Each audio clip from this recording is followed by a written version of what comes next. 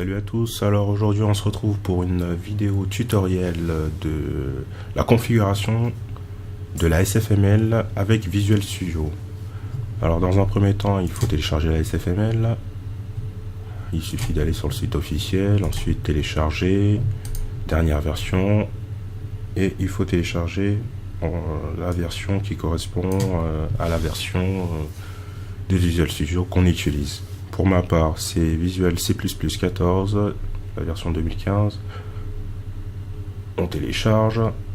Voilà. Une fois qu'on a téléchargé, on ouvre bien sûr Visual Studio en attendant. Mais bon, moi je l'ai déjà téléchargé. Voilà. Alors on le retrouve là. L'idéal c'est de le dézipper et le mettre dans le répertoire des projets. Je vais le retrouver. C'est créer à la limite un répertoire SFML qu'on peut éventuellement mettre aussi sur la racine du C. Et là on dézippe. Voilà, ça va dézipper. Ce qu'on peut faire, c'est qu'il faut créer un nouveau projet. Voilà. En Win32, en application console ou projet, les deux fonctionnent. On va l'appeler SFML 0. Voilà, 001. On va valider. Suivant. Projet vide. Terminé.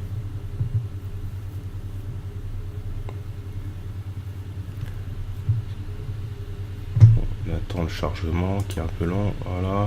On crée un fichier main. Hop là. Main cpp. Et là on retourne là, avec l'explorateur de solutions. Alors moi ce que je vous conseille, c'est de faire comme moi j'ai fait, créer un petit fichier texte dans lequel vous mettez les librairies et le debug. Vous faites une liste de celles-ci, celles dont vous avez besoin, et je vais vous montrer à quel moment ça va nous servir. Alors là déjà dans un premier temps on va dans les propriétés de la solution, pas celle-ci, de la SFML. Voilà, propriété C++. On va aller dans toutes les configurations générales, on va ajouter le répertoire include que normalement on va retrouver. Alors on retourne sur le répertoire SFML et là on ajoute le répertoire include. Sélectionné, on valide. On va dans l'éditeur de liens, on va dans général et on ajoute les bibliothèques supplémentaires. Voilà. Encore une fois, on retourne dans le répertoire dans lequel on les a mis et là on met le lib. On valide. En entrée, c'est là où on va mettre justement. On va aller sur Release et on met les bibliothèques dont on a besoin. D'où l'utilité de créer dans un premier temps un fichier texte dans lequel on les pré-tape, ou alors on peut les taper si on les connaît par cœur. Mais bon, honnêtement, je les connais pas par cœur, donc je préfère les mettre dans un fichier texte. Ensuite, on va dans le debug, on enregistre, on prend justement c'est SFML-audio-D qui correspond au debug. Voilà, on copie et on le rajoute là. On valide et là on va prendre un exemple.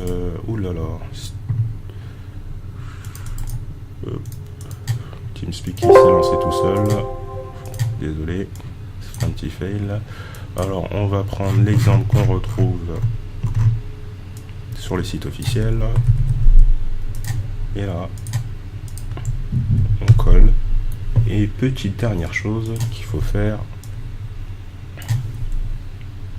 hop là, on va ouvrir le SFML, voilà, on va ouvrir le répertoire du projet dans lequel on va coller les librairies. Je vais y arriver, on y est déjà, SFML, et là, voilà, on va copier les DLL qu'on va mettre, alors on copie, on colle, et là normalement, si tout va bien, ça devrait fonctionner. Générer la solution.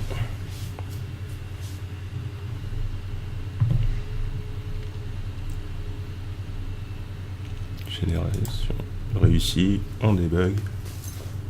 Et là, voilà, on a lié, on a configuré la SFML pour pouvoir l'utiliser avec Visual Studio. Donc j'ai galéré un peu moi à trouver comment est-ce qu'il fallait faire, vu que c'était pas forcément très bien expliqué. Alors donc j'ai décidé de faire une vidéo qui vous permettra de configurer la SFML à votre programme et à Visual Studio surtout.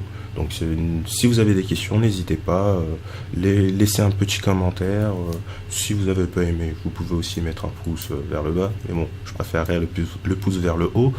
Si vous avez des questions, n'hésitez pas à poser des questions dans les commentaires. J'ai aussi un blog dans lequel j'essaie d'alimenter également en format textuel, pour ceux qui n'ont pas forcément envie de regarder ça en vidéo. Donc il y a du choix. Donc on se retrouve pour une future vidéo. Sur ce, abonnez-vous, partagez la vidéo. On se retrouve pour une prochaine vidéo.